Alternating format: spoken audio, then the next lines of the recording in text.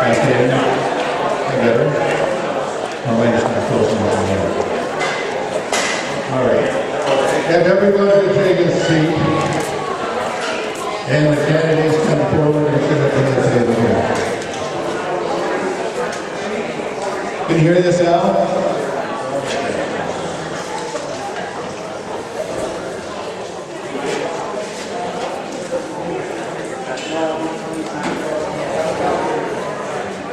Okay, I did make a reason. No, Al down there. Yeah, I kind of got the very end down here at the end. And Betty and down here. The trustees at that end. I knew I should have named that.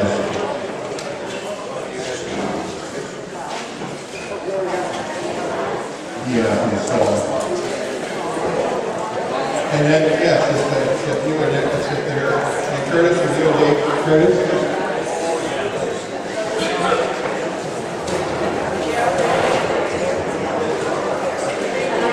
Now, we are going to see one candidate for the school board.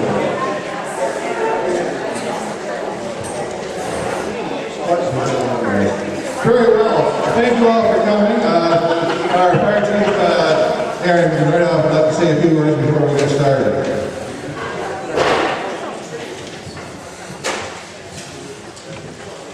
Welcome to the Adelaide Metcalfe Fire Hall. Just a couple of housekeeping things. If you need to go to the washroom, just go up into the training room. So straight back, go left, and there's two of them on the left-hand side, just past the kitchen. And because it's Fire Prevention Week, on that table over there, there's some pamphlets there, there's some pizza cutters. Help yourself to them. Turn back over to Ronnie.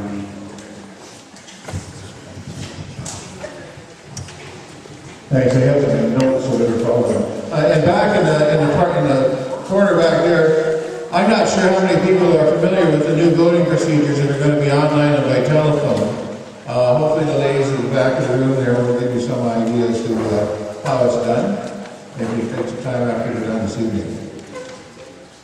Very good. All right, I'm your moderator, Brian Dennett. We have a timekeeper, Dwayne Harris, the chap in the red shirt over there. And our videographer is Brendan Couture, for staff tonight. So, special thanks to the fire department for hosting this, and to the staff of Adelaide Metcalfe who provided that for this.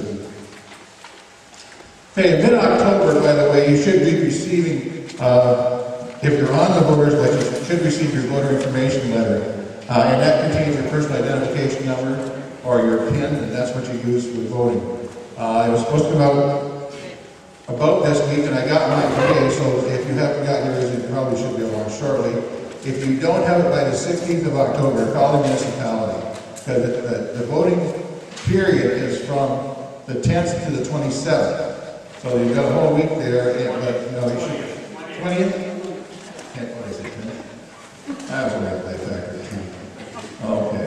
And there are no polling stations. It has to be done that way. Unless you're hearing impaired and you don't have a computer, then you can go to the municipal office.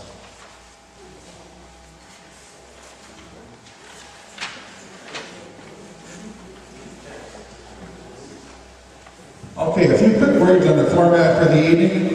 The candidates will speak in the following order: Thames Valley School Board, Adelaide Metcalfe Councillors, Deputy Mayor, and Mayor.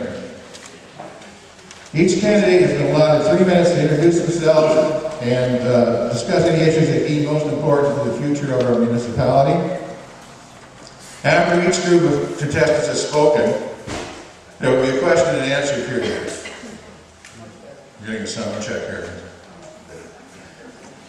I would ask that the questions not be directed at any particular candidate, but be in a general nature so that all can respond. Each candidate will be allowed 2 minutes to answer the question. I apologize that we're somewhat limited by the time that we have for the program, and ask members of the audience to limit themselves to one question. If there's someone with them, behind them, please ask your question, receive the answer, and then step aside and let the next person speak. We'll end the question and answer session approximately 8 to 10 minutes before the next group is to speak, so everybody can have some time for 2 minutes for closing remarks. And with that, I guess we'll start off the evening with our Thames Valley candidates. We have We're missing one who said he was coming. So we'll just start off, I guess, with Arlene Morell.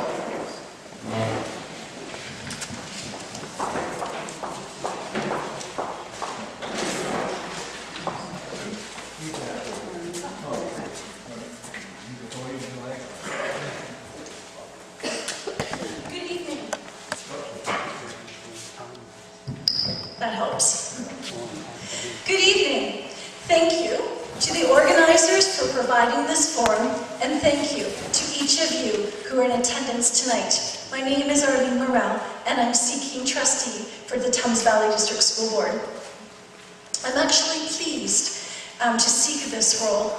With over 15 years experience, I have filled various roles in education, serving numerous leadership capacities locally, at the district school level, and at the provincial level. I've lived most of my life in Middlesex County, in Strathroy with my husband Rick.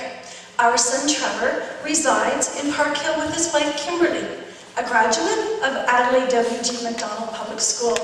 Our daughter, Taylor Ann, is a student at Western University King's College and works as a flight attendant. It has been my pleasure to serve public education for over 15 years as an effective parent leader with the Thames Valley District School Board. While my children were in school, I was an actively engaged parent advocate with leadership responsibilities, locally with school councils and home and school associations, and at the district level as the chairperson of the Thames Valley Parent Involvement Committee. I've served on many school board and provincial committees, from special education to healthy and safe schools. I've influenced policy development and delivered workshops for People for Education and served at provincial consultations, most recently regarding school board efficiencies and modernizations, advocating for rural schools. I've worked alongside parents, including parents from the Adelaide W.G. Macdonald and Caradoc North School communities, ensuring viability through school renewal. In addition, I've recently completed Western University Continuing Education Leadership Development Certification. Through this extensive experience as a community builder and advocate in public education, I've developed knowledge and leadership skills that have prepared me to serve as your trustee. Today, children in kindergarten will be retiring in the year 2075. It's hard to imagine what the world will look like then. Technological advances and jobs we can't predict. Nevertheless, education in schools prepares students as global citizens. This requires 21st century skills with learners nurtured in our local community schools. As a trustee, this involves ensuring students in our county schools have access to quality learning and programming supports, with a focus on students who face barriers to learning and students experiencing mental health challenges. The most important role as your trustee is that of an advocate, a collaborator, an empathetic listener, a continuous learner, and an effective problem solver, with a vision for innovative strategies that support student learning and enhanced use for school space, in particular, identifying underutilized space, drawing on the expertise and the assets that communities have to offer. Schools are the heart of the community, and the community is the heart of the school. I look forward to serving as a Middlesex trustee over the course of the upcoming years. I will reach out, increasing collaboration and communication with parents, school staff, community partners, and municipal leaders, enhancing local autonomy, maintaining the ability to respond to local needs and local community priorities, investing in strong schools, promoting community partnerships, increasing the engagement of parents, students, school staff, and community partners, using a common sense approach and student-centered decision-making that is accountable and responsive. In closing, I ask for your support. I bring to the role the in-depth knowledge of this community and the education system at all levels, along with experience in advocating for the best for each student. Please vote for Arlene Morel, community builder and education advocate.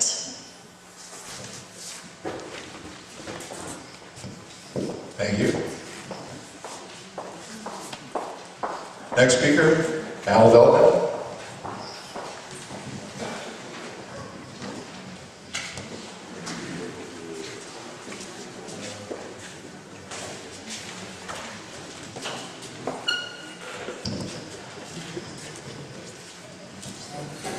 Good evening, my name is Al Melton. I'm applying for a position as trustee with the Thames Valley District School Board. I want to thank the Optimist Club for the organizing of this and for the opportunity to speak with you about some of the issues that I find important. On the handout, you've seen my bio. I would like to add one thing to that. I immigrated with my family from Europe, from the Netherlands, many decades ago, and ended up in Manitoba, eventually ending up on a farm in Prince Edward County between Amelia-Isburg and Conshohocken. I don't know how many of you know where those places are located. They're probably as popular and well known as Kerwood to the rest of the people of Ontario. I don't have time to talk about all the issues that I think are important. If you go to my website, alveltman.ca, that information will come up. There are three things I wish to focus on at this time. And one of the things, the first issue has to do with the underperformance of boys in our grade school and consequently high school. This is an issue as a teacher I have dealt with, I have written about, I have studied, and have even tried programs for the last 25 years. It's an issue I am very familiar with. When our boys graduate from grade 8, for this area, for this board, I checked with data and that was provided to me. 45% of the boys choose academic courses, 55% choose the applied courses. With the females, it's just the other way around. 55% choose the academic courses and 45% choose the courses that are not as difficult. And this has been the same trend for a number of decades, things that haven't changed. I have talked about this and challenged department heads and principals and even directors on this. And a lot of them said that the information, the data is interesting, but none of them ever really took the bull by the horns and really delved into this. A lot of study has been done on this behalf to see what can be done to improve that, but really nothing has come of fruition in that. And it's one thing I think the board should be looking at. There are some new possibilities. When a student graduates from grade 12 with 6 university credits, the opportunities are much greater, the choices are much greater as to what a person can do, whether they want to go to work into the trades, whether they want to go to college, university, or whether they want to travel for a couple of years before they decide what they want to do. But we can agree that at the end of grade 12, with university credits, the choices are much greater for better jobs and better opportunities. And a lot of boys are missing out on this. That's the end result of that. Boys' underperformance is their...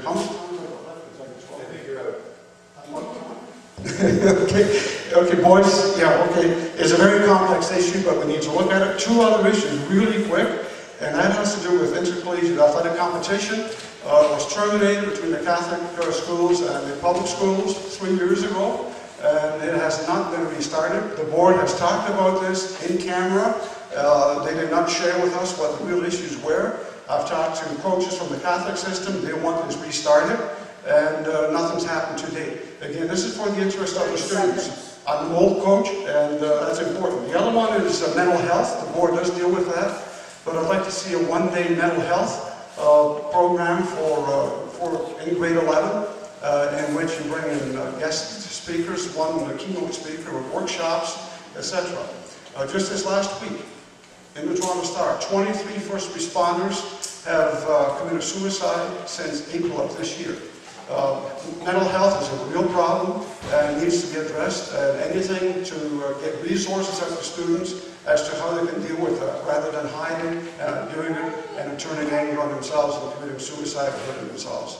Okay, if you want to learn more about all this, please see me or check my website. Thanks. Okay, thanks, Al. We have a round of applause for our 10th July School Board candidates.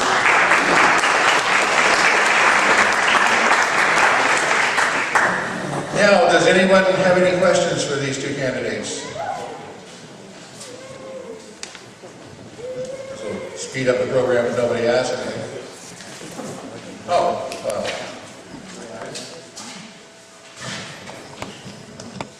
I just have one question there.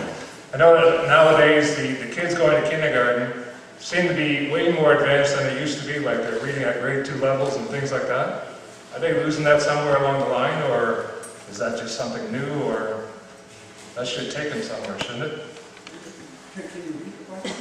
Oh, kids going to kindergarten right now, a lot of them are reading at grade 2 levels. So I said, do you think they're losing that somewhere along the way? And you're talking about the boys not doing their full potential.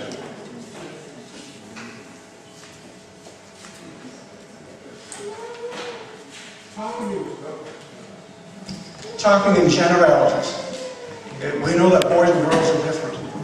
Boys are more fidgety, they don't concentrate as well, the verbal skills are not as advanced as the girls. Consequently, with the first number of years, I think subtle messages are sent to boys. One of the things that's happening, and this is a societal thing, not just education, since they don't have the same skills at the same level as the girls do, whether it's a pat on the head, or whether it is a subtle smile, communicated to boys that they're not performing as well as they should, and not really receiving the encouragement that they should, whereas the girls are receiving that kind of encouragement. I think it's a thing within society, and we need to address that. What can we do about it? And I have some ideas about that.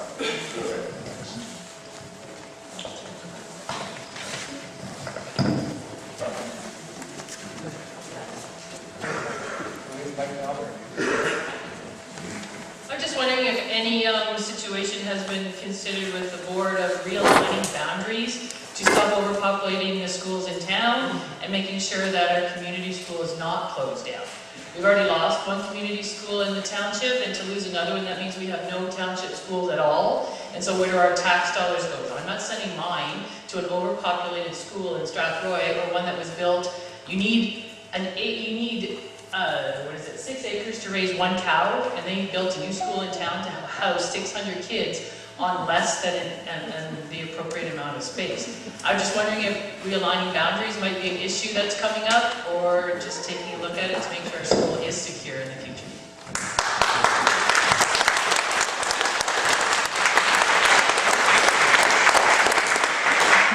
I'll answer this one. Great, absolutely great question. It's been one of my advocacy roles for a number of years, ensuring that all of our schools are viable. That when decisions are being made around school renewal and school populations, that decisions are made ensuring that there is no unintended outcomes. So that would look like, as school boundaries are looked at and school boundary committees are struck, that there's a depth and breadth of representation that's on the community, or on that committee. But second to that we're looking at, as new subdivisions and new housing is built in Strathroy, that the new areas become the holding zones to populate our outlying schools, and that would apply to Adelaide, that would apply to Caradoc North. It would also apply, if you look at this from a Middlesex perspective, that would also apply to Valley View, which is also a small school in Middlesex County as well. But secondary to that we look at how it is that programming is being addressed. So there's an equal proportion of programming happening in the larger schools versus the smaller schools. There actually is no evidence that says children do better in larger schools versus smaller schools. And second to that, I don't believe that it suits the best interests and the educational outcomes of our students to be housed in schools of 600 and 700. It certainly suits our communities, and it's best for our communities to nurture learning in community schools. So certainly, as a trustee and as a former parent leader, I'll continue to advocate and work with school communities to ensure that Students aren't going into larger schools, but we're ensuring that student population is where it needs to be to have viable smaller schools in the rural settings. Thanks. We know that in smaller schools, from personal experience, students generally do better, get more attention. All that has to be balanced off, I'm sure, with the school board in according to cost. And the cost quite often goes to the bigger centers, and the rural areas and the smaller areas are sort of left behind. I think we really need to look at that. I don't know what the response would be, or what the results might be, but I really support, smaller schools, the existence of that, the community schools. Thank you. I'm just making sure that, common sense doesn't come down to dollars and cents. Being an educator with the board for 27 years, I hope that people will stay true to their word when they stand up there and say something positive like that. So let's hope so. Thank you. Right. Yeah. One of the things that I bring to any committee is common sense. Absolutely.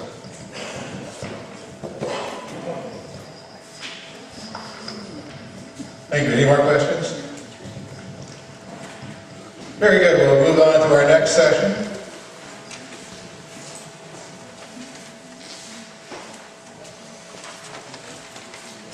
Our candidates for council for Adelaide Metcalfe Township.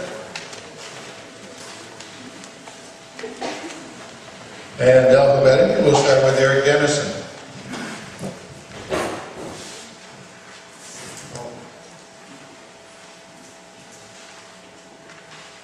Excuse me, sir, who are you?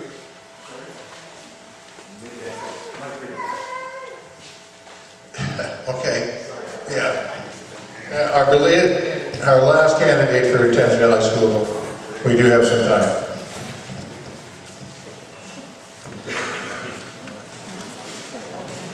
It's so hard to find, isn't it?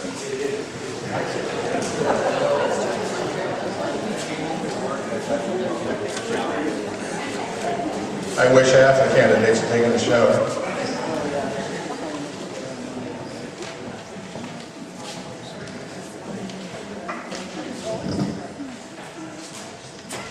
Good evening.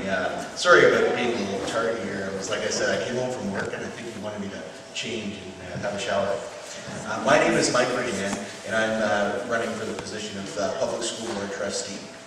I decided to run for Public School Board Trustee because I thought that the students, parents, and the communities of rural and small towns needed strong representation at the board level. Right now, the Thames Valley School Board has half of the trustees are made up of people that are from London. The senior administration and the director are all from London and they're London-centered, and they don't understand the unique concerns and issues that we have in the rural areas. So I think that what we need to be guided by at the board level is we need to put students first. So every decision that we make, we should look at that and what is best for the students, what is best for parents, what is best for the community. Right now in Southwest Middlesex, where I'm from, we're going through a accommodation review process where the schools are at 80% capacity or plus, and they're slated. The board wants to close one of those schools, spend $7.2 million of your tax dollars to build a super school, something that the community doesn't need and the community doesn't want. Yet the senior administration that's what they want. And the community has recommended that the status quo either stay the same or that those two schools stay open. So we'll see what happens. So I think we need somebody that will represent those interests forcefully at the board. I think that we need to bring integrity, honesty, and accountability to the board. Right now we have decisions being made at the board level that are not necessarily, nobody knows why they're made, when they're made, or the reasoning behind them.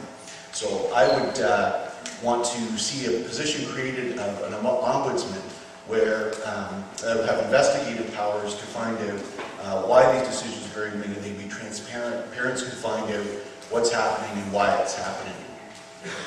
I think that one of the other principles we need to invest in the kids, but respect the public purse. So we know that the province is not going to be increasing funding to education, so we need to be smart with the way our money is spent. One of the things that as trustees I think we should be doing is, and if elected, this is what I would do, is post our expenses online so that you can see what we're spending. So those are the principles, those are the things I think like I said, the biggest guiding principle, and we need somebody to have a strong voice for the small town and rural constituency in Middlesex and at the board level. So anyway, thank you, and from October 20th to October 27th, vote for Mike Rayan, School Board Trustee.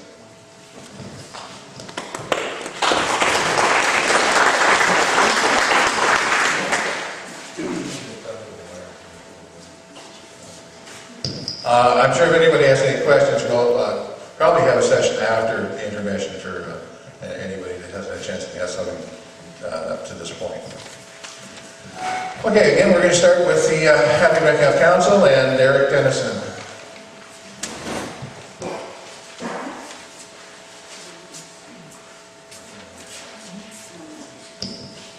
I also moved out here. First of all, I want to remove barriers. I want to be out in the community. I don't want to be hidden. Okay, for everyone out there who doesn't know me, my name is Eric Dennison. I'm relatively new to the community. I moved here in 2008, and I love the place. Unfortunately, what I don't love is the way it's been going lately. There's too many secrets, and secrets are tearing apart the community. We need to be open, honest, and transparent over more issues. We also have a negative population growth, which we need to address creatively, but it needs to be dealt with, otherwise we are going to lose our last school, which is very unfortunate. My kids go there. I've got 3 beautiful little girls, and they absolutely love it, and I love it. The teachers are awesome. The parents who go there are awesome. It's a great school, and I don't want my kids going to a school in Strathroy. Another thing that I want is I want to change the way we work. Like, I want to be available to you guys 24/7. You call me with a question, a complaint, just to say hi, I'm going to call you back within 24 hours. I may not have an answer right away, but I will have an answer for you, and I will tell you the date. By Thursday, I should know. And if not, I'll call you back by Thursday. This is what I know. This is what I'm going to look into, because I haven't found out the answer yet. Sorry if I jump about. I'm a little bit nervous.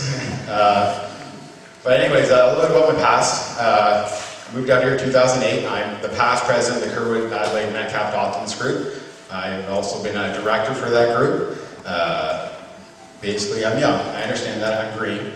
But I have been volunteering over half my life. From where I lived before to where I came here. I've been a scout leader for years and years and years. I coached hockey for years. And now I'm basically doing Optimist. And hopefully representing you guys in the near future. Also, I wanted to have set office hours so you guys can come by and visit me whenever you want. Not just complaints, but even just to say hi, because I want to get to know everyone in the community. I want to do 6 months at the north end, maybe 6 months at the south end, have posted hours, 2 hours, on every dump day. I'm going to be at a set location. Come visit me. Yes, I'm not a farmer, and I don't know everything about farming, and I'm not going to say I do, but I'm here to listen. Okay? You guys have more combined knowledge than all of us up here, and we need to listen to you guys. Your ideas make the community. Sorry.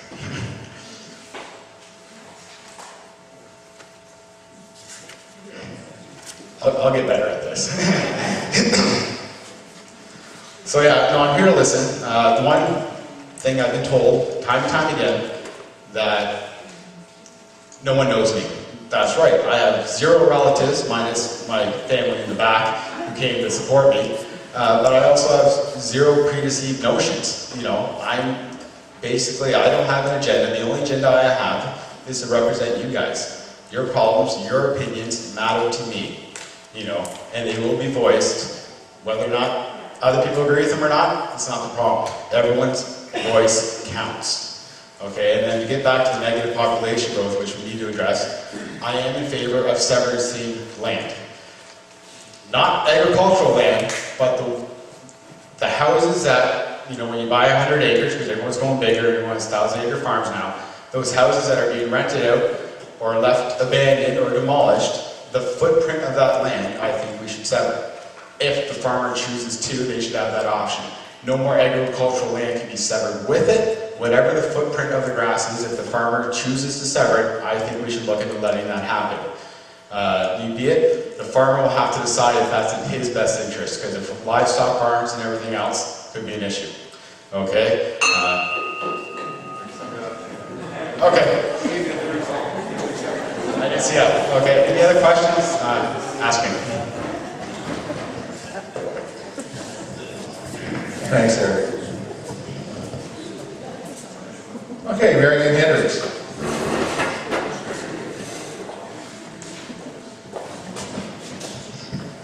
I'm not hiding, I'm just prepared. For those who I have not yet met, I farm with my husband Lyle on Cuddy Drive, northeast of Adelaide Village. 3 of our children farm hogs and crops, and 2 of them are in this township. My other 2 children own and manage franchise stores in Guelph and in London.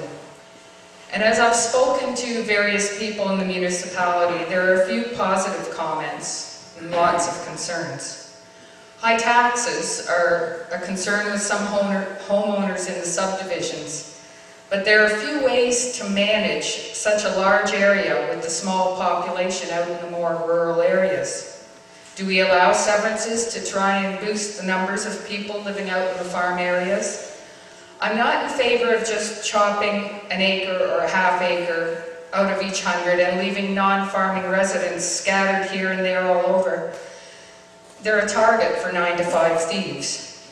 There are some areas in this township that can be further developed to give a country feel to those who want it, but giving them also the safety of being in a neighborhood. There needs to be more discussion on this issue, keeping in mind that farmers need to work without infringement. But more houses alone will not solve the income problem. We need an industrial tax base. And to some extent, we're going to have more money next year when the turbines are all online to the grid. Moffat and Powell Rona has land on the north end of Strathroy, and we need more businesses to be confident in our municipality to work with them. I've long been an advocate of road improvement, especially pavement, where a sufficient number of people live and work. I would like to see the present road improvement plan continue. And any agreements with the turbine construction companies concerning road repair need to be enforced. And then we need to continue improving the infrastructure as much as we can afford. I also have a lot of experience with lobbying, if getting money from higher tiers of government is required. But the most obvious thing to me as I've traveled the roads is the lack of information that people have about what goes on with council, or even what is happening in their neighborhood. Agendas and minutes are posted on the website, but I don't think that is enough. I'm interested in knowing what types of communication people would like to get, keeping in mind that mailing out newsletters on a monthly basis would be very cost prohibitive. Lastly, I know that being on council means representing all residents of the township, no matter what corner they farm or they live. Amalgamation is long done, and we need to move on from any division we still feel. If you choose me to represent you, I will continue to be open to hearing your concerns and listening to your opinions.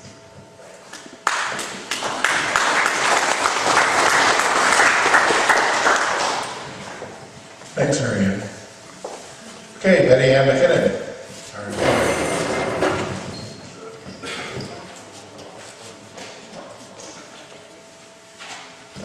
Hi, I'm Betty Ann McKinnon. To those that don't know you, I've tried to make it out to as many homes as I can in the most recent days, and I plan to continue to do so over the next period prior to voting day.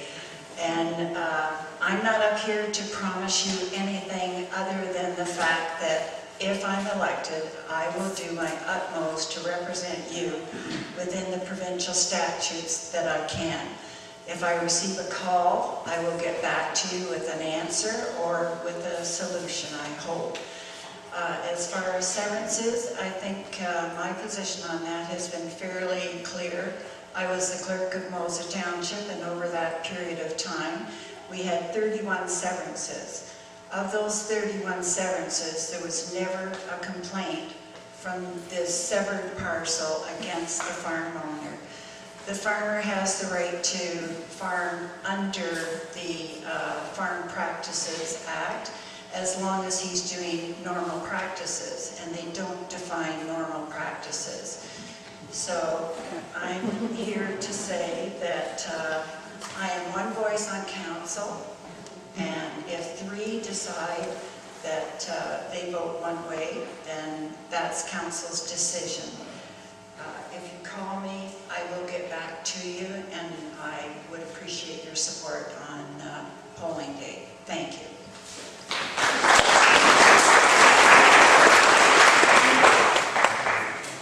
Thanks, Betty Ann. And last but far from least, Gerald Sander.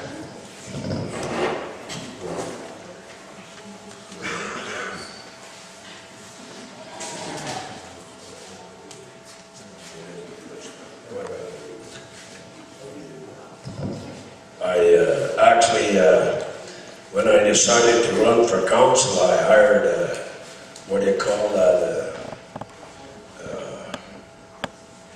manager. And I thought, well, this manager's going to write me a speech for this occasion tonight, and guess what? He never even showed up tonight. And you'll never guess who wanted to be my manager, my campaign manager. Can anybody guess? He's the mayor of Kerwood. And you know what that is? Glenn Payne. But he isn't here. Anyway, by the way, guys, I've lived in this township for, well, most of my life, actually. My wife and I have raised 4 decent kids, I think. And they all also reside in Metcalfe. And Metcalfe has been really good to us. We've had a great life here. We've met a lot of wonderful people. A great neighborhood to live in.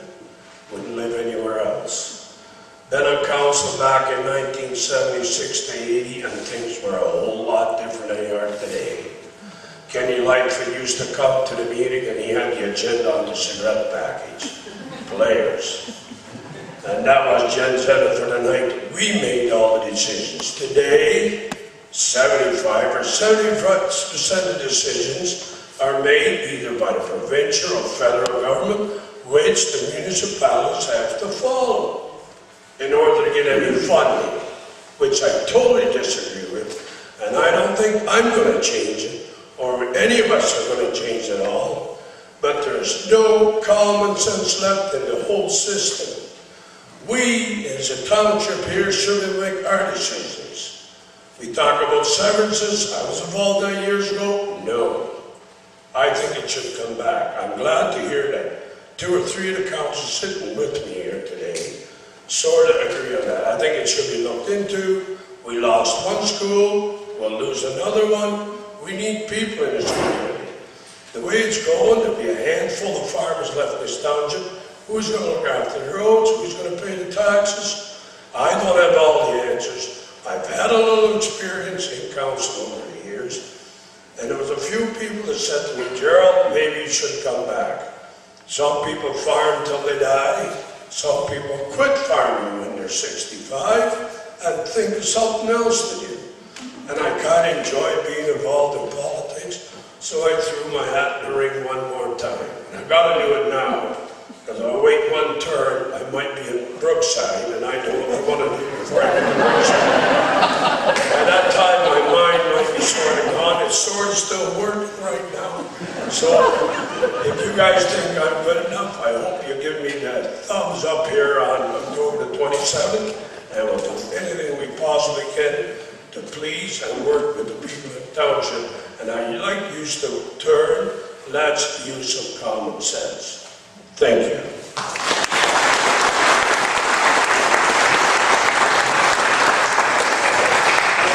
Thanks, Gerald. Now we're ready for anybody has any questions to ask these councillors.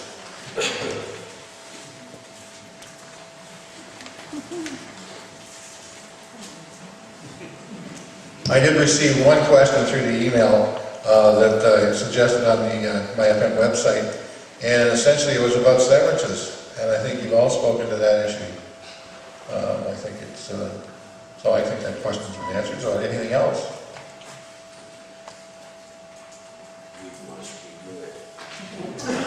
I think you're just dumbfounded, that's all.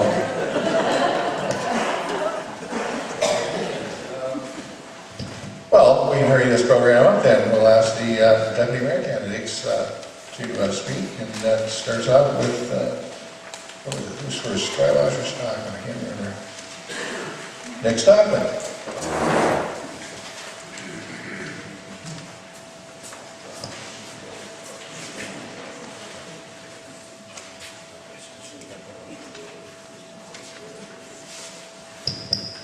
Good evening.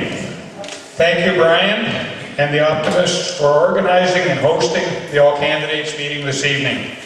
Thanks also for your continued involvement and work in our community, helping to make it a great place to live and work. We live in a community based largely on a strong and vibrant agricultural sector, including livestock, crops, and value added. Farmers have and continue to make investments in their operations, be it new poultry facilities, expansions of hog or dairy barns, or additions to allow more crop storage, processing, or crop input supplies. They are committed to their community and see a positive future in it.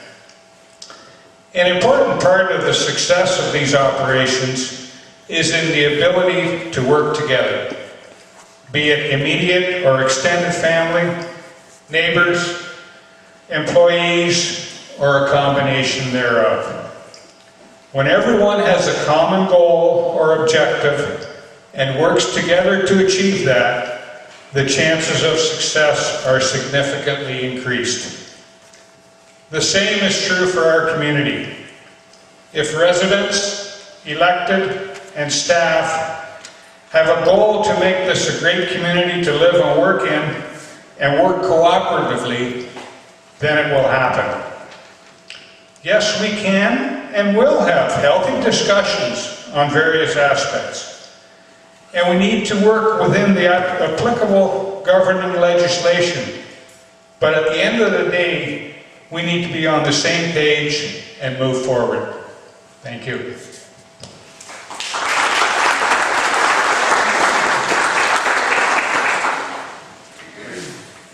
Thanks, Nick. Buzz?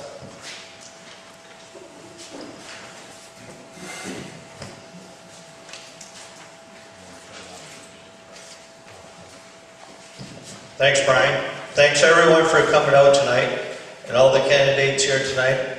Welcome.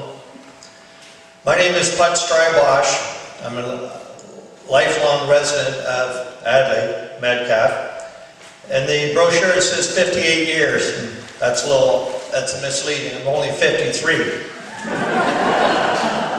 But I'm sure Brian thinks I'm 58. Oh yeah, here we go. Anyways, thanks everyone for coming out. I'm seeking, what I was just saying prior, before I looked at Brian, I was born and raised in Adelaide Metcalfe, and I'm going to probably die in Adelaide Metcalfe. But before I die, there's one thing I like to do, is run for deputy mayor, and I'm seeking for that position. As deputy mayor, I would love to attract businesses into our community. We need agriculture, residential, and commercial. We need a better tax base. With this tax base, we can give better services. I like to see all the roads, tar and chip, in Adelaide Metcalfe. Every single road. We have the potential in Adelaide Metcalfe to do that, but the only way we're going to get there is we have to increase our tax base. The 81 highway, Center Street, is a corridor. There's potential and ample opportunity. As deputy mayor, I'd love to seek and be business friendly and attract businesses and people to our community. It's very important tonight when you're voting, or you're going to vote, you must vote a council, as Nick said, that gets along and can get things done. Very important to have a cohesive group so things can work for us, the residents and ratepayers of Adelaide Metcalfe. Thank you very much, and thanks for coming out.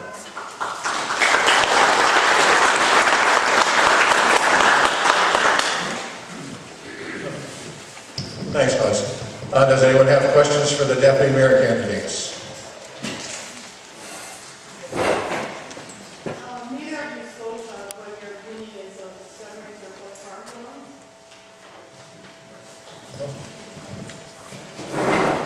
Can you hear me without the microphone?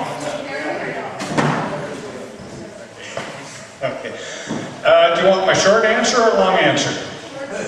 Short answer, not in favor of severances of surplus farm dwellings. Long answer, I've worked Strathmere Lodge Farm since 1986. That's right on the urban fringe. There's a lot of things that we cannot do over there because of where it's located. Anytime you have a severance in a rural area, it creates an urban shadow around there. 99% of the people, as Betty Ann mentioned, may never have a problem, but that 1% can make it very, very difficult to carry on normal farm practices. If there was some sort of, I won't say disclaimer, but some sort of rider put on the deeds when this property is severed, that might change my thoughts on it. Thank you. To answer that question, farms, surplus buildings, it's all tax revenue. If it's a good tax base and it's good for Adelaide Metcalfe, we should really, really look at it. Thank you.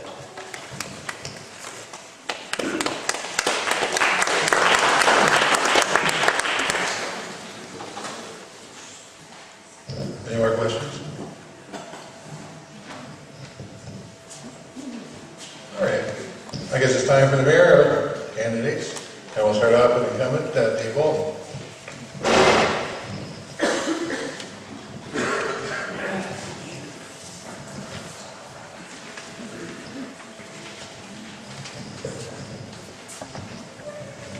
Thank you, Brian. And welcome everybody tonight to our all-candidate session. It's a pleasure and nervous and everything all combined to be here. But anyways, I'm here to work for you. I have done my best to try and create situations where we can encourage growth and move towards betterment of our community. And yes, I do understand that there are decisions that we make that not everybody's happy with, but there are decisions that almost every decision we make, somebody's happy, somebody's not happy. So that's a challenge of our position. However, a few goals that I'm looking at in the upcoming number of years. I'd certainly like to encourage the growth in our municipality, particularly along Highway 81. And with the upturn in our economy, there's interest being generated along there that in the last number of months have created activity at the office and so on. So there's potential for very significant growth along 81 Highway. There's investors putting business plans together forward, and it's certainly not a dead area.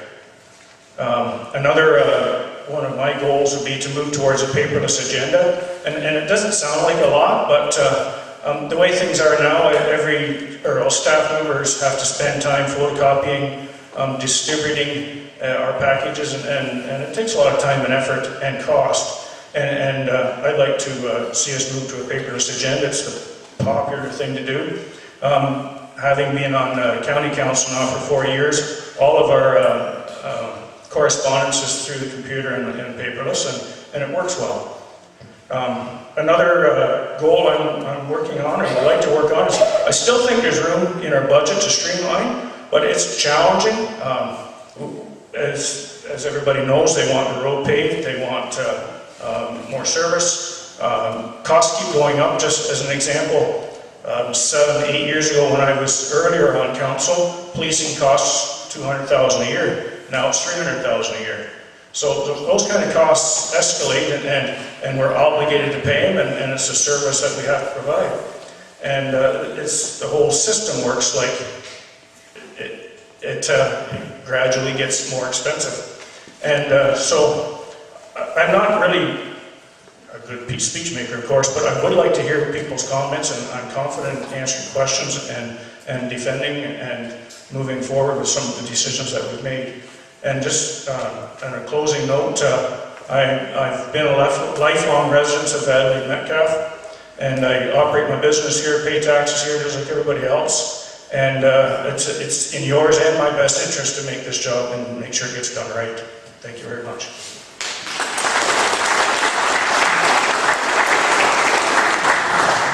Thanks, Dave. Our last speaker is Curtis Smith.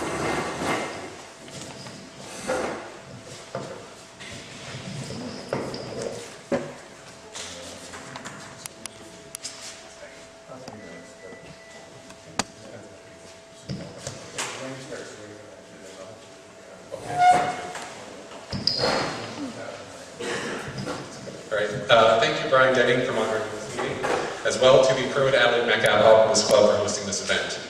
As well, thank you to all of you for taking the time out of your day to attend this important meeting. As you may know, my name is Curtis Smith, and I'm seeking your vote as Mayor of Adelaide Metcalfe. First, I would like to tell you a little bit about myself. I'm a lifelong resident of Adelaide Metcalfe. I attended Metcalfe Central School, Strathroy District Collegiate Institute, graduated from Fanshawe College with a diploma in Geographical Information Systems and Urban Planning. I'm a volunteer with Habitat for Humanity, a member of the Middlesex Junior Farmers, and a member of Middlesex Junior Farmers. For the past 4 years, I've had the honor of representing you on council as one of your 3 councillors. Over the last 4 years, I have been a part of various committees, such as the Foreign Direct Investment and Employment Land and Study with Middlesex County.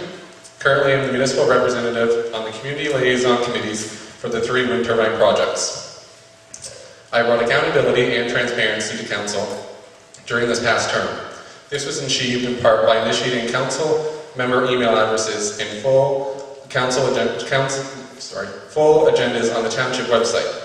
As well, I created a Facebook and Twitter pages to keep connected with the community. For those who have contacted me during the past 4 years, know my personal rule, that I will get back to you within 24 hours. I'm excited about the next 4 years of council, and I have many ideas for consideration. The first of which is the creation of a strategic plan and master plan for Adelaide Metcalfe to find our direction. The strategic plan will focus on the vision, mission, principles, and values of the township, whereas the master plan will focus on roads, sidewalks, parks and recreation, development, etc. These plans will help shape the township going forward and determine where tax dollars will be spent, with everyone knowing what is planned for the future. With both plans, public participation will be key in the development.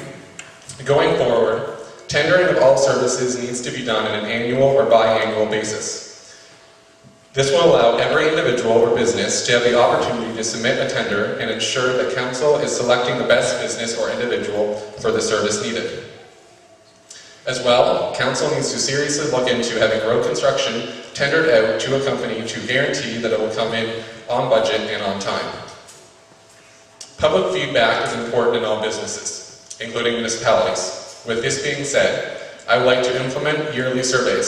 Surveys to those who are issued a building permit, had road construction done on their road, applied for a planning application, etc., as well as a general survey for all residents and taxpayers. Having these surveys done will allow council to be informed as to what things need to be changed or improved.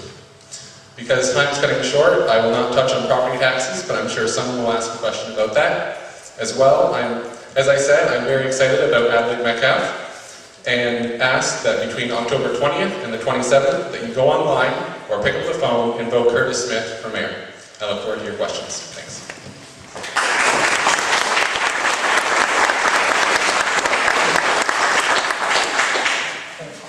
Thanks, Curtis. Does anybody have questions for the mayor candidates? We're going to wrap this up before the coffee's done, folks, so let's ask some questions. Did you come to the mic?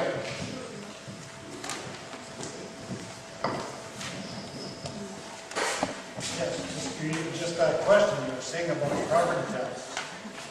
As a township resident, very interested as to how we're going to do that, with the severances, that sort of thing. And council and the mayor and the deputy mayor, we'd like to hear a little more specific plan about that, because it probably is the future for us.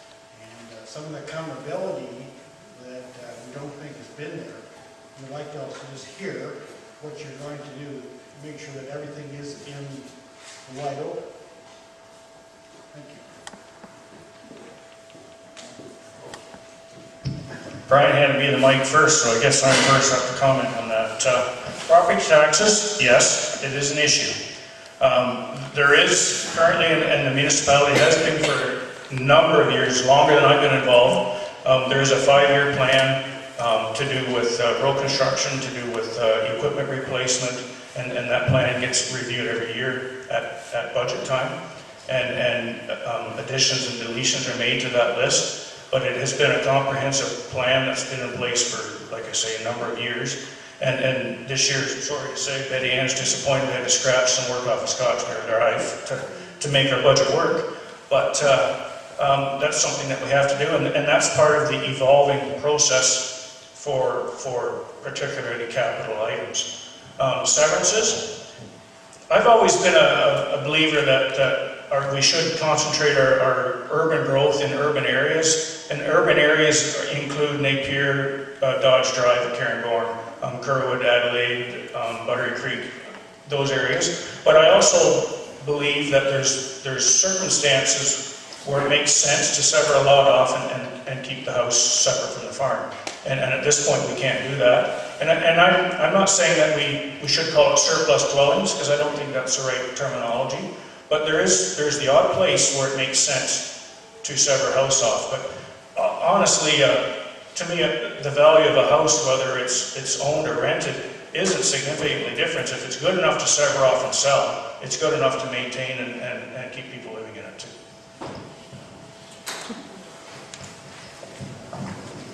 So for your first question about taxes, many people that I've spoken to over the last little while when knocking on doors, the initial question is, what are you going to do about the property taxes? And my answer to that is we need to do two things. The first thing is we need to figure out where we can cut some of our expenses. And the one thing that what we could do is create a needs analysis for our township to figure out what our needs actually are.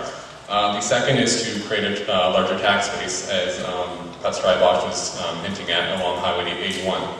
So we have two service areas in Adelaide Metcalfe, the first meeting along Highway 81 between Panel Lane and the 402. It's fully serviced with sewer and water through the Strathroy-Caradoc system, and that servicing, with the agreement that we have intact with them, is for strictly commercial or industrial uses and no residential. A lot of people don't realize that this land is fully serviced, and the other thing that some people don't realize is that Adelaide Metcalfe doesn't have any development charges. So when somebody's looking at building a new business in the Strathroy area, we need to let them know that in Adelaide Metcalfe we don't have any development charges, and it would be a lot easier and cheaper to start up in Adelaide Metcalfe than it would be in Strathroy-Caradoc. The other areas in Curwood, we have partial service here. We have sewers, unfortunately we don't have water, but this is a great area in Curwood to have a new subdivision happen, and what I see in the next, and in the future is a new subdivision in Curwood, possibly to the north of the park.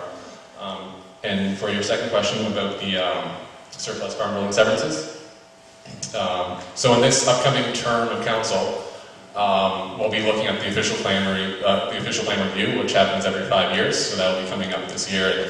And one of the main hot topics is about surplus farm building severances. So currently it is not allowed. So what farmers or the property owners have to do is either rent the home out, let it sit empty, or demolish it. And the problem is with demolishing the home, it makes our tax base a lot smaller.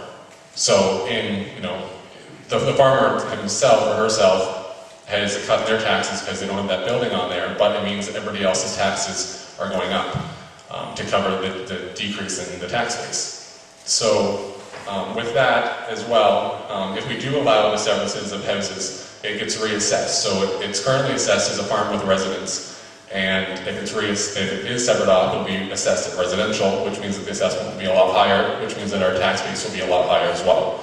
So for that reason, I would be in favor of surplus farm building severances.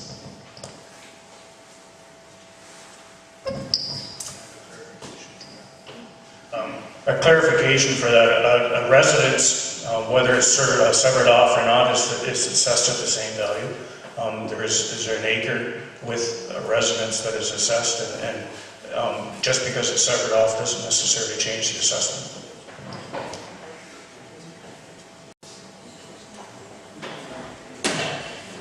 I'd like to ask a few questions about the village of Kerwood. The village of Kerwood used to be a nice place. It had a railway station, it had a post office, it had a bank. It is not advancing very much. The center of Kerwood, you're almost ashamed to drive through there. There used to be a super gas station in there. There's an old building right next to that place. It's been left like that for years. Some equipment was standing for years, and old cars on the gas station place, which is absolutely ugly. So maybe that should be a subject you people should be talking about. Thank you.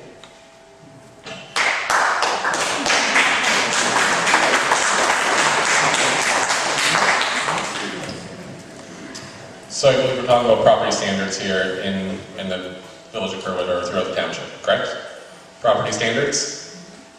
Currently right now with property standards in the township, the way it works is if there is a problem with property standards, then somebody from the community can send a letter of complaint to our bylaw enforcer, and then from there they'll take that complaint and do the correct process. There we have a property standards bylaw as well. They can carry out what they need to do with the Property Standards Act from the province. But there is, as you mentioned, there are some issues, some problem properties which council could look at in the future.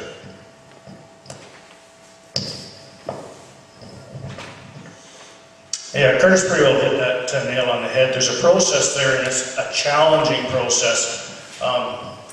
And we've gone down the road a few steps, but then if a property owner does something, then the process starts over again, and it eventually it gets to be whether it's worth. I'm not saying it's not worth the money, but when does it become the general taxpayer's position to clean up somebody else's property? And that's what it comes down to in the end. And so far, I agree that there's eyesores and it's challenging, but I hate to leave the answer the way it is, but council has decided not to proceed in some cases because of the cost prohibitive. And there's no question that can be brought forward again and it can be re-examined.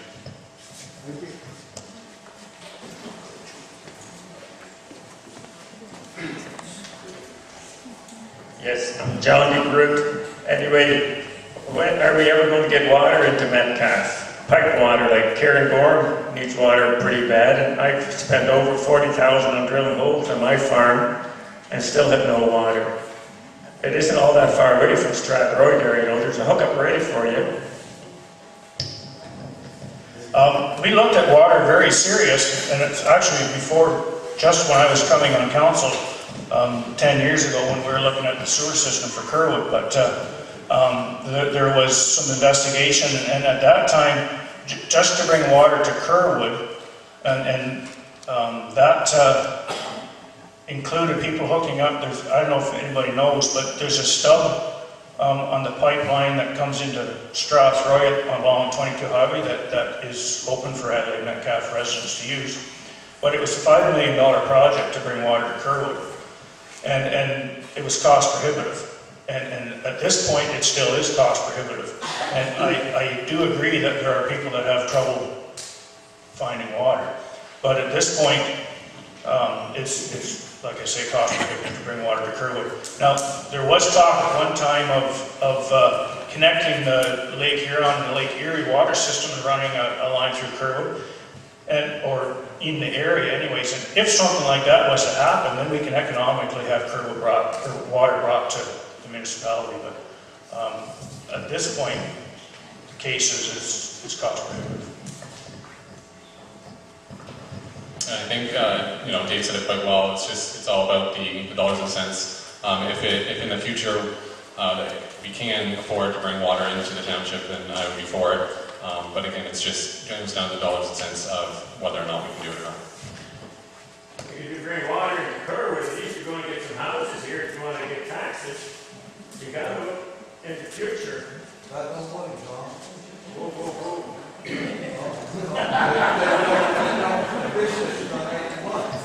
We could spend $5 million on water and get $50,000 worth of taxes, and I don't know if that makes sense in your books or not. It doesn't make sense in mine.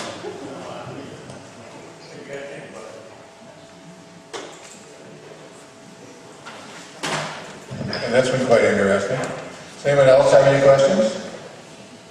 Anyone have questions for any of the honorable people up here at the table? Oh.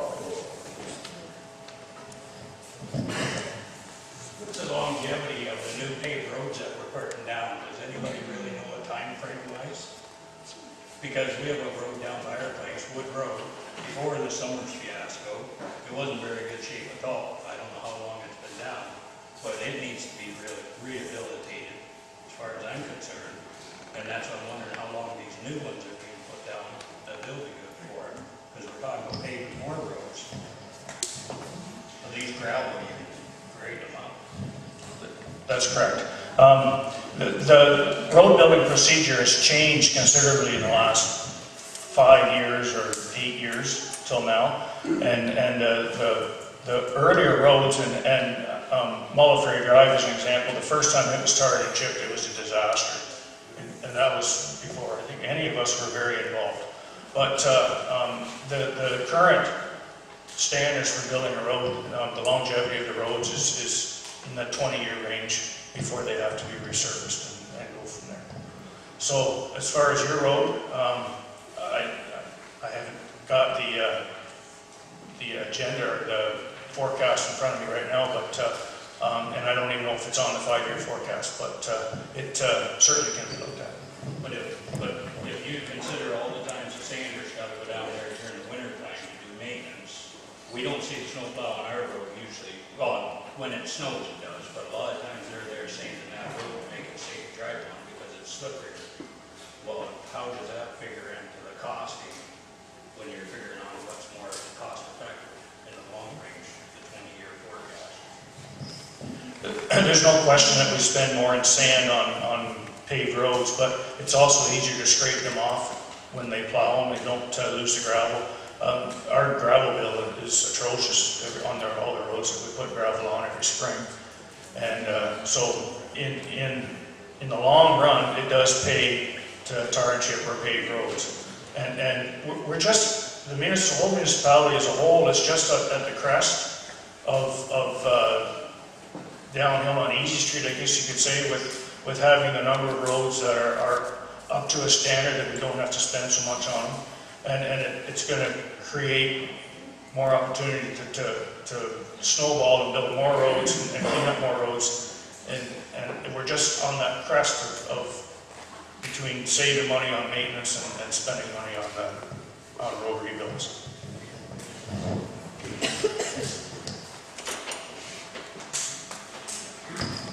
Just to carry on with what David was saying about the cost of maintaining the roads, one thing that I'm looking forward to is we're at the point where the majority of our roads, or almost 50% or so of the roads are tar and chip, which means that instead of in the future replacing a second grader, this year we're replacing one, and further down the line we shouldn't have to replace our second grader because we will not be grading as many roads. But just going back to your question of, is it worth tarnshipping roads in comparison to leaving them gravel?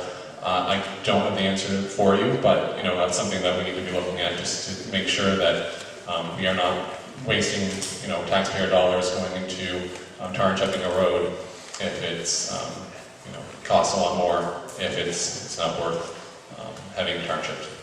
Yeah, we'll take a farmer's here down to the road, take a fun effect either someplace.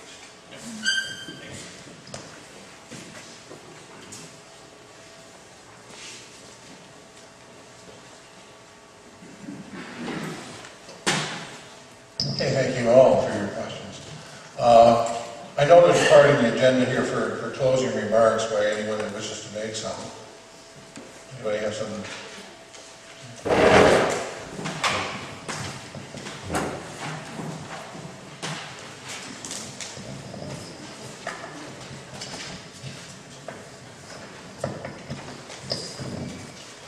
Yes, in closing, I'd just like to say that I've had 2 terms on council and 31 years of municipal experience, which I think it adds value to the council.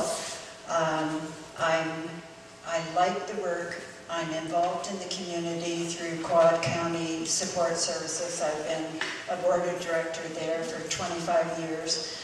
I'm on the 4 counties General Hospital, the Health Services, where I'm on 3 boards there as a volunteer. And I'm on the St. Clair Conservation Authority as your representative from Adelaide Metcalfe. I'm also on the Western Fair District Agriculture Committee and an ad hoc committee of that Western Fair District. So I would just like to leave you with experience counts, and I'd appreciate your support come election day.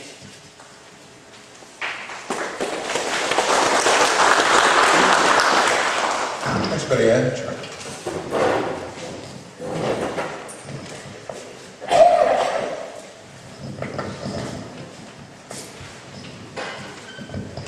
Thanks, Brian. Thank you for all coming out. I've been involved in politics, like I said earlier on, back in the 70s, and I did it again in 2000. I was a drainage superintendent for Metcalfe, I believe, for 10 years. I never got in too many arguments, only on one occasion I had a little issue, but most of the time I got along quite well with everybody, and I think most of you people in this room probably know me over the years. And maybe that's good and maybe that's bad. I don't know, and you don't have to answer that either. I do believe in telling what you think and how you feel about some issues. I'm a firm believer in that, and if I'm elected October the 27th, I will enjoy working with the people. I like working with people, and I'm open-minded. I'm certainly not afraid to tell them what I think on my behalf when it comes to the nitty-gritty. And yeah, I'm feeling good. I'm ready to actually represent you. So on behalf of myself and my wife and my kids, I hope you guys think of me on October 27th, and I'll do my best, and I'll be very open-minded and willing to try to answer all the questions and problems you have, except on Sundays and Saturdays.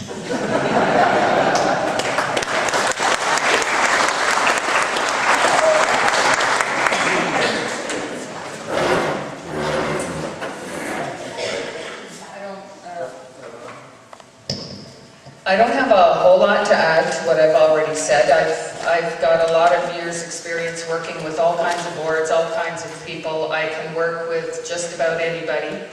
And we have lots of different personalities here. And I'm also very able to listen to all kinds of things that you need to tell me. And I hope you'll think of me when you're voting.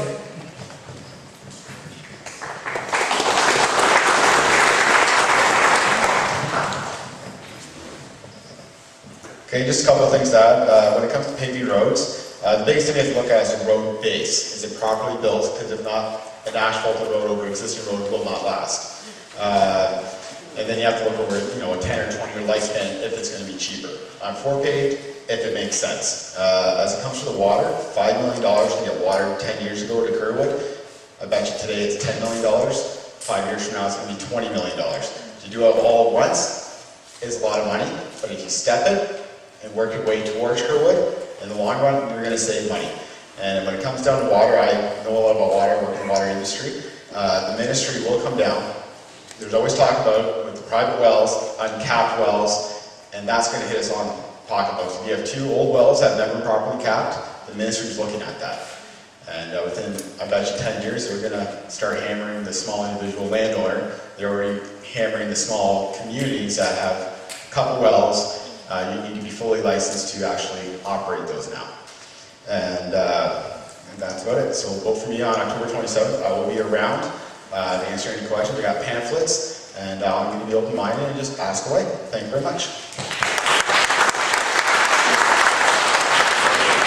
Thanks, Eric. I think we'll draw back to the school board. They've been sitting over here kind of dozing off. So we'll start with Johnny Laley here. Thanks.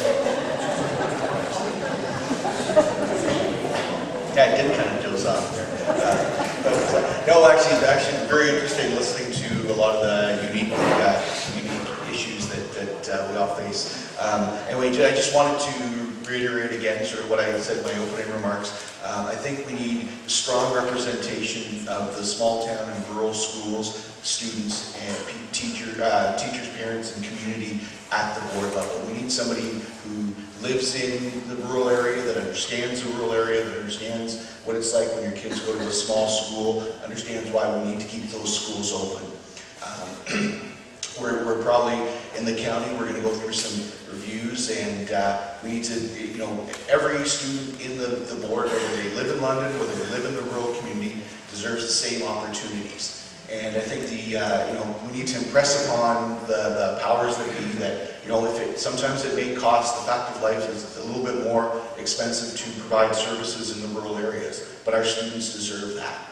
It's like, there shouldn't be any reason that, that schools in London have all the bells and whistles, that schools in London that are at 60% capacity aren't subject to reviews. Schools in the rural areas that are 80% capacity are subject to reviews.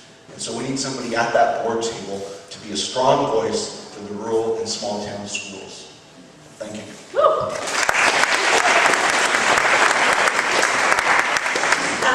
Well, absolutely well said. I'd just like to share some of the work that I've done towards that in the last few years. I sat actually as a community member on the Strathroy ARC that looked at building the new school in the town, and it was absolutely imperative to me, and I made sure that part of that area review committee's recommendation formally to the board was that regardless of what happens in Strathroy, the viability of our small rural schools must remain. I also, as a community leader, invited our London trustees. We have 2 trustees from Middlesex, the 2 trustees from Elgin County that make up the board, and 6 trustees from the City of London. It was imperative that those 6 trustees from the City of London understood what our needs are in our rural schools. And so I invited them out here to Strathroy and personally drove them around so they could see the location of the former Metcalfe School, the location of the proposed schools in Strathroy, the school of where Adelaide is and where Valley View is, and Carrick North, and the proximity of those schools so that they could make sound decisions when it came to schools and the viability of our schools in our local community. This is the type of work that I will continue to do as your trustee for Middlesex County. Thank you.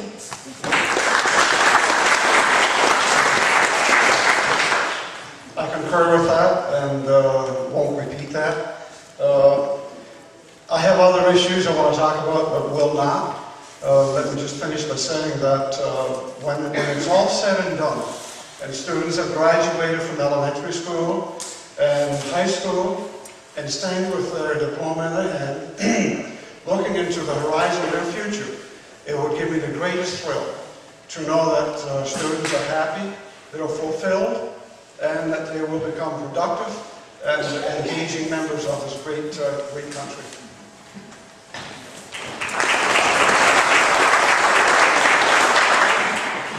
Thank you. Closing remarks at Adelaide Metcalfe. We need our doors open. We need to be business friendly. We need a cooperative council. But most of all, we need some darn good weather for a fall harvest. Thank you.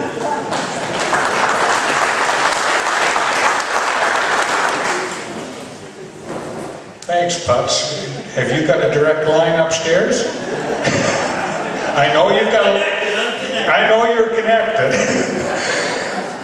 Life experience and involvement in organizations over the years has shown the value of working together. Cooperation and collaboration yield way more positive results than confrontation. Darn, these trifocals are really keep moving up and down here. Working as a team produces results. This past summer's World Cup soccer tournament provides a perfect example. Countries like Argentina and the Netherlands had some very talented individuals. Brazil was a collection of stars. Germany was a team. Which one achieved their goal? The choices you make on your ballots will be the people that govern the municipality for the next 4 years. Do you want talented individuals, stars, or dedicated team members? I want to be part of a team of residents, staff, and elected that has the goal of making this community a great place to live and work. Thank you for your attention, and thanks for exercising your civic right and responsibility by voting. This year, anytime from October 20th to 27th. Thanks.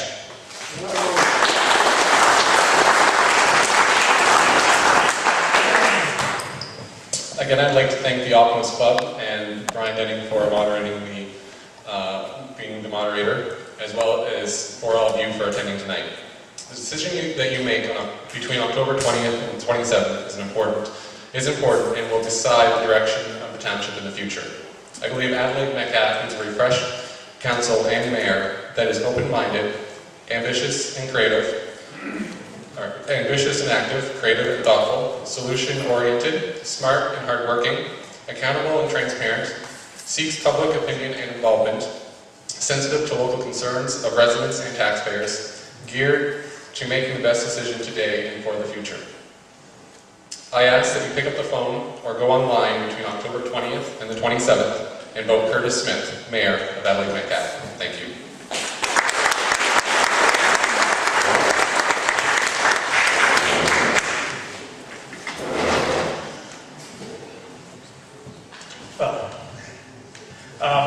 It's certainly been exciting to be here tonight. It's always kind of nerve-wracking and exciting and everything all at the same time, but it's nice to see interest in the community, have people here. I do believe, and I do know, our municipality is in good fiscal shape, financially and moving forward. Yes, we're living and working with our challenges. We have developed and become way more open-minded and way more accountable over the last number of years, and that's been a positive move. I do have to agree, and it's been supported by all on council. There has been challenges, and that has been a fact of life too.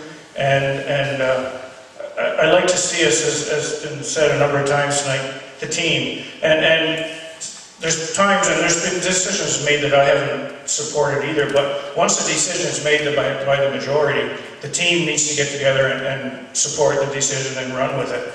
And that's been challenging over the last number of years as well. And I would look forward to being able to help lead the team. I am one vote of 5 in council. Can't change the world by myself, but all of us working together can work together for the betterment of our community and the success of our municipality.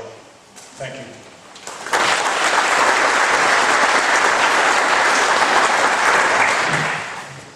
Thanks, Dave, and all of you, very, very qualified and very dedicated candidates.